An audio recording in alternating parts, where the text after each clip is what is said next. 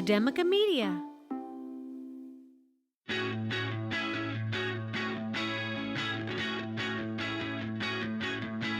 From Academica Media Studios in Miami, Florida, it's Big Ideas in Education, a weekly recap of inspiration and innovation in your schools.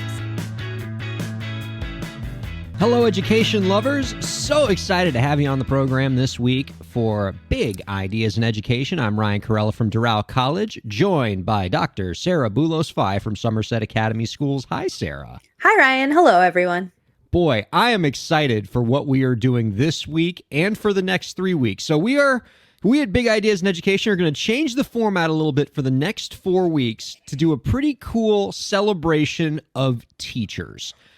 We are going to devote each of the next 4 episodes to highlighting one of the 4 finalists for the National Teacher of the Year Award, which will be announced later this year. But before it get announced, we figured we would take some time to highlight these 4 awesome educators, devoting 1 episode to each of them, and just using it as a great way to celebrate some great teachers out there and maybe learn some things along the way.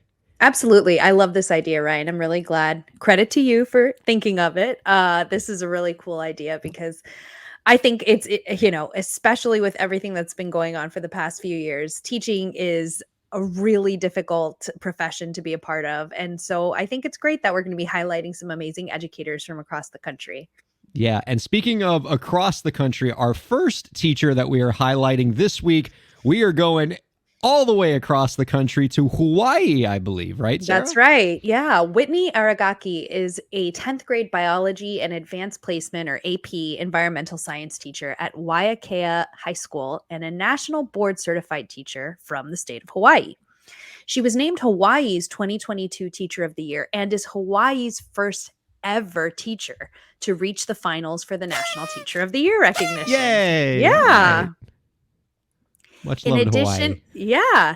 In addition to being an amazing high school teacher for over a decade, Mrs. Aragaki has shared her passion for teaching science through professional learning communities, online instruction, and Science Buddies, a program she proposed in 2018 to bring her high school students together with elementary students to lay a foundation for strong science vertical alignment, while empowering high school students to have a direct impact on the next generation of science learners in their community.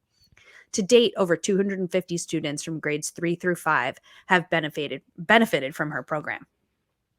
And Whitney Aragaki has a special connection to this community because she herself is a graduate from Waiākea High School. Her dedication is far-reaching. Quote, Mrs. Aragaki perseveres on a daily basis to provide her students with the proper experience, knowledge, and environment they need to open up to be willing to engage in STEM, Waiākea High alumna Leela Devine shared. The honesty and transparency throughout the classroom that allows her students to feel safe and inclusive is what sets Mrs. Aragaki apart from any teacher I have ever had. Those are some pretty impactful words. Best of luck to you, Whitney, as you represent Hawaii in this competition. We see why your community is so proud to have you in this historic position.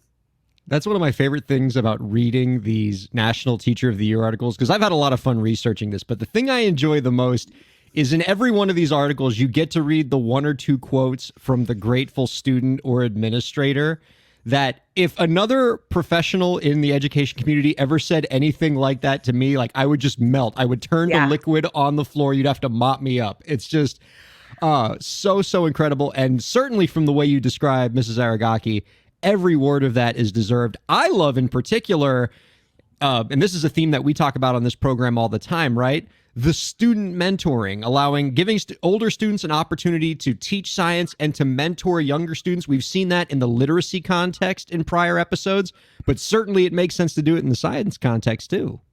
Absolutely. And I think it's really cool because the reason why she introduced it that year, I thought was really cool. The reason behind it. And I'm linking a few articles about this. She actually wrote in a publication for the Department of Education of Hawaii The reason why she implemented that program was because the state was transitioning to the next generation science standards, which is something that it's a national science campaign that was put out. And so when she was thinking of how is she best going to have her high school students adapt to this new set of standards, she thought the best way to do that is to have them prepare and learn the standards and prepare lessons to teach it, right? So teach by doing.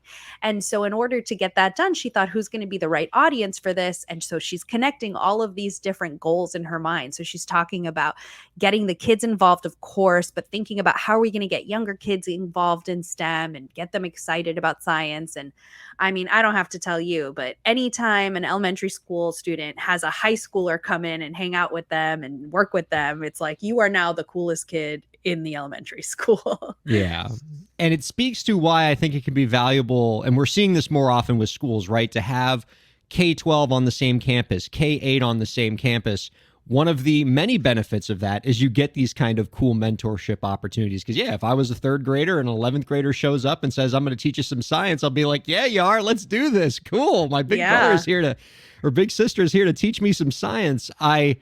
I love this. I love what she's doing here. I think this is really, really awesome. What a novel way to help your learning community adapt to these new standards that are coming in so that they're ready for them. I'm thrilled to see this. What an innovative approach to instruction. And always, one of my favorite ways to teach any piece of learning material, and I'm thrilled that she's doing this, is the adage that the best way to make sure you learn something is if you know it well enough to teach it to others. And it sounds like she's fully embedded that into her curriculum.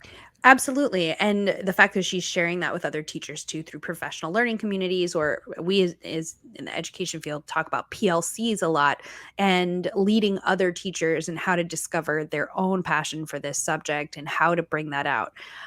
We've been hearing about the push for STEM education for a while, right? That's not something new, but getting kids excited about it and getting teachers excited about how to teach it, I think is really important, because it's not just enough to say STEM education is important to be what we need for the future, right? We need this for the future workforce, which is, I think, where that push for STEM came from, is that we're looking to the future economically and we're saying, look at all of these different fields that are going to be missing some critical workers if we don't push for STEM education earlier, if we don't do that.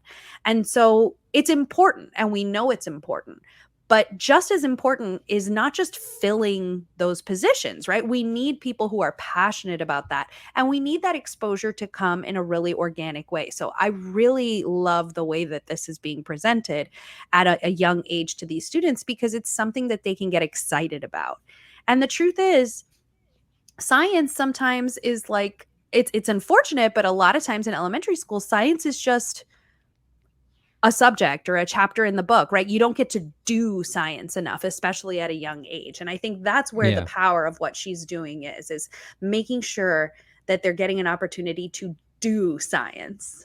You're so right about that. It so often falls by the wayside at the elementary levels because, and perhaps understandably so, these elementary schools have a strong incentive to really focus on reading and math, because those are often the most tested subjects by outside testing organizations. But right, science tends to fall by the wayside. So to have a teacher like this one who is taking some pretty cool measures to make sure that enrichment is happening in science across the grade levels and curriculum, it's really a welcome sight to see. And I can tell you, Mrs. Aragaki is not the only science teacher that we're going to be celebrating for this National Teacher of the Year series. And so the more science teachers we can celebrate, the better. I encourage our listeners to check out ntoy.ccsso.org, and you can find out more about all four of these excellent teacher finalists, including Mrs. Aragaki, who the more that you read about her, the more that you're going to be thrilled by the great work that she's doing. If you like what we're doing here, if you want to hear us continue to celebrate teachers, join us every week. For the next 3 episodes, we are going to highlight each of the 2022 National Teacher of the Year finalists, and there's going to be a lot more inspiration to come. I'm excited for this series, Sarah. So am I. I'm really grateful that you came up with this idea, and we wish the very best of luck to each of these teachers in the award.